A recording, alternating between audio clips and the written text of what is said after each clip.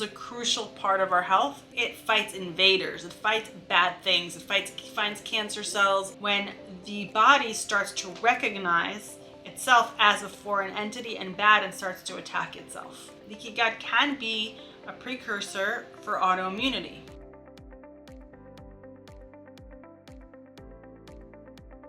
Hello everybody and welcome back to the Good Gut Feeling podcast, where we digest modern medicine with old world wisdom.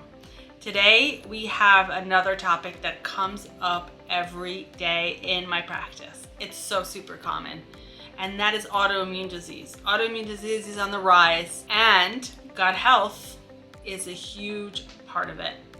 But before we jump right in, just a quick word. This episode and all our prior episodes are for educational purposes and don't take the place of advice from your doctor or medical health provider. What are autoimmune diseases? Some of you know, probably the ones that have autoimmune diseases know, but what really is autoimmune disease? And it's so common these days. Autoimmune disease means that the body starts to attack its own tissue. Why does that happen? So we have an immune system. Immune system is a crucial part of our health. It fights invaders, it fights bad things, it finds cancer cells, bacteria, viruses, infections. It is super important. It is super important for everyday function, and we definitely want a robust immune system because we don't want those bad things, those bad bugs, those invaders, those infections. We want that protection. However, it's very important that the immune system not only is able to detect the bad and get rid of the bad, but also protect the good. We want to make sure that we only attack the bad guys, not the good guys. The good guys are what live in our body and help protect us, that are part of our body, our organs, our joints. Those are not things we want to attack. So let's say there's a chase, a police chase, and there's the police and then there's the bad guys, or there's an FBI sting, or if you want to make sure that like the ones that are being attacked are the bad guys. You don't want a mistake made where, let's say, two police are accidentally shooting at each other, and that is autoimmunity. When the body starts to recognize itself as a foreign entity and bad and starts to attack itself. And it sounds really crazy on one hand, but it's so common. How does that happen? And how does gut health play into this? So first of all, it can happen in any organ system. So something that I see very frequently in my practice are autoimmune diseases of the gut, in particular things like inflammatory bowel disease like Crohn's and ulcerative colitis. However, autoimmunity can occur anywhere. A lot of arthritis is autoimmune. So joint inflammation, it can be for a number of reasons, but a lot of joint inflammation is autoimmune. There's autoimmune liver disease, there's autoimmune kidney disease. There's many different types of autoimmune disease. We know there's autoimmune neurologic disease like multiple sclerosis. So what do they all have in common? They have in common that they're recognized as a foreign entity. But the question is, how does that happen? And we do know that there is a genetic component, but like most genetic diseases, not everyone with that genetic predisposition has the disease. There's a whole bunch of people that have it that don't get that disease. So how does that happen? So clearly it's not 100% genetic. It's a predisposition that's further triggered by environmental factors. And that's true for almost any genetic disease, because very few diseases are truly 100% genetic. So how does gut health play into autoimmunity? We know that a large part of our immune system is actually located in the gut. The gut is so complex with the microbiome in terms of all the many functions, and immunity is one of the functions. So having a robust, healthy, and diverse microbiome is a helpful process in having a healthy immune system. A healthy immune system means active immune system that's going to get rid of the invaders, but a selective immune system that's going to protect our own body. How do autoimmune diseases get triggered? Well, one way is something called leaky gut, or in medical terms, increased intestinal permeability. And that term's kind of been thrown around everywhere, but what really is it? What happens in our gut? Our gut is actually interesting because even though it's inside of our body, it's a tube inside of our body that is considered almost outside of our body. So we have the abdominal cavity, which is inside of our body, and then we have a tube within that cavity, and then inside of the tube is almost outside of the body, because we put things in our mouth, and the things that we put in our mouth are not sterile. And sometimes they're not even clean, and we're still okay because the digestive tract can handle all that. We definitely wouldn't put that in our abdominal cavity. We would be very sick. So in a sense, the inner tube from the mouth to the bottom, through the stomach, the intestines, and the whole way through is actually in a way considered outside of the body. So why is that a really important fact? Because that means it needs to be protected, because what's in that tube, the rest of the body can't handle. It needs to be processed in a way that the body can extract the good, but the bad can stay inside that tube and come out. And that's the main process of the digestive tract, from the mouth to the bottom. You take it in, we process it, we take in the good and get rid of the bad. In simple terms, this is it. But in order for that to be done effectively and safely, we need to have that protective lining. That lining, the lining of the inside of the gut that protects what's inside from getting into the outside. And the outside, what I mean by outside, is outside of the lumen, the inner tube that actually can affect the rest of the body. So what happens when there's inflammation? Well, when there's inflammation, the lining can become more permeable. And what happens when it's more permeable? Things can seep out and can get out.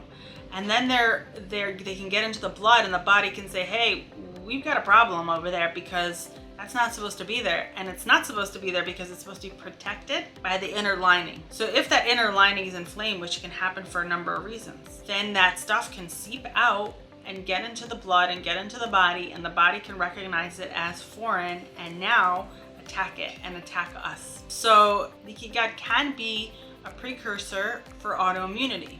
What causes leaky gut? And what causes leaky gut can be the same things that cause dysbiosis. Dysbiosis is when the microbiome is altered. And the microbiome being altered, or not as robust and not with the same good populations, not as diverse, can be associated with both autoimmunity and immunosuppression and all kinds of disorders, because that microbiome is so central. So leaky gut is very much associated with dysbiosis. A healthy microbiome is related to having an intact intestinal permeability. So what do? How do we fix that? So we know there's certain foods that can actually cause the lining to be more permeable, and one of those foods is gluten. So diet in general, we want to have a healthy diet. Let's take out some of the things that can actually trigger that lining to be inflamed. Gluten is number one. Dairy, processed foods, seed oils. Once it's always the same culprits that can cause problems. So once we take those out, we can actually heal our gut. We can heal the lining by taking out the bad stuff. But how do we get the good stuff in? How do we feed the good bugs? So what do the bugs like to eat? The bugs like to eat soluble fiber. And how do we find soluble fiber? That's in all these great plant-based foods, fruits and vegetables. Those feed our microbiome from the inside out. So yes, probiotics are good. And yes, and fermented foods are good because of the probiotic and the prebiotics. The prebiotics are the fiber-rich foods, because not only do we want to add the bugs, which can also be helpful, but we want to feed them from the inside out, because that will really create a lasting effect in our microbiome. So how do we feed them? Eat your vegetables, eat your good grains. Buckwheat is a great grain. Buckwheat's my favorite. You hear me talking about it a lot. Quinoa, sometimes brown rice, sometimes white rice, depending on the person. Good whole grains are helpful. Vegetables and fruits all can be great prebiotics. They can be great fuel for the bugs. Number two, stress. Stress can worsen our microbiome. It can cause inflammation in our gut, cause the gut to be more permeable. So how do we manage stress? We still come back to the basics: meditation and breath work and sleep. Sleep is vital. So sleep is vital for our microbiome. Sleep is vital for stress management, but sleep is actually directly affects the gut. Good sleep can actually promote good bugs, a robust microbiome. So sleep is vital. Don't forget your sleep. And sleep is not just the absolute hours. Sleep has 3 important parts. Number 1 is the absolute hours. So yes, most people need about 7 hours. Some people need 8 or 9 hours if they're on the sick side. Some people are more inflamed side or more challenged side. And some people can do fewer hours, like some people are used to doing 5 or 6 hours. 7 hours is a safe bet, but those 7 hours, if you go to bed at 1 a.m. and wake up at 8, are not the same as if you go to bed at 10 and wake up at 5. The earlier hours are better. When we are more harmonious with the circadian rhythms, with the sun and the moon, if we go to sleep with the sun, wake up with the sun, or as close as possible, our sleep is better. So if you want to actually maximize your day, you can get less sleep if you go to sleep earlier. The sleep will be more valuable and the sleep will be more regenerative. And the third thing about sleep is quality. You want to get high quality sleep. Sometimes it's hard when we're stressed, when we have a lot going on. So it's important to have a good bedtime routine. It's important to have a good morning routine and a good bedtime routine. What's a good bedtime routine? Screens, try to shut them off 2 hours before bedtime. Focus on relaxation, reading, audiobooks, a light walk, good conversation. Those are all great things to do before bedtime. And then the half an hour before bedtime, the 20 minutes before bedtime, really to intensify breath work, visualization, meditation. What we do right before bed will affect our sleep. It will affect our sleep, it will affect our dreams, and it'll affect how we wake up in the morning. So that bedtime routine, it's very important for health, for regeneration, for gut health, for autoimmune disease. What supplements should we be taking? So some great supplements for gut health, for autoimmune disease, are probiotics. Probiotics are usually better if our bowels are good, or sometimes on the loose side, but sometimes people with constipation have trouble with probiotics. It can actually make them more constipated. So be careful. But fermented foods, they're usually good for everyone because they have the prebiotics, they have the fiber, and they have probiotics too. Omega-3 fatty acids are great. They're found in flaxseed oil. They're found in fatty fish and fish oils. So remember, it's always from the inside out. You can heal your immune system, you can heal yourself from autoimmune disease, and you can heal your leaky gut, your microbiome, and it always comes back to the same things. Eat the right foods. Get enough sleep. Exercise. Exercise is great for stress management, movement. And last but not least, one of the most important things for total health, for autoimmunity, for leaky gut, and for microbiome is our relationships. Who are the people in our lives? I will tell you that we already know that with autoimmune disease like Crohn's and ulcerative colitis, no one is born with it. Everyone gets it at some point in their life. Some people get it in childhood, some people get it as teens, some get it as early adults, but something triggers it. And very often when you start questioning, it's some kind of very stressful life event, usually related to family, to death to a family member, to the death of a loved one, to divorce.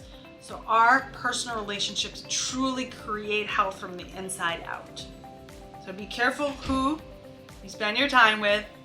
Take care of yourself. Make sure your relationships are not affecting you in a negative way and are building your microbiome, building your health, building your mental health from the inside out. If you like this, please find us on wholegut.com. Stay healthy, stay gutsy, and I look forward to speaking to you next week.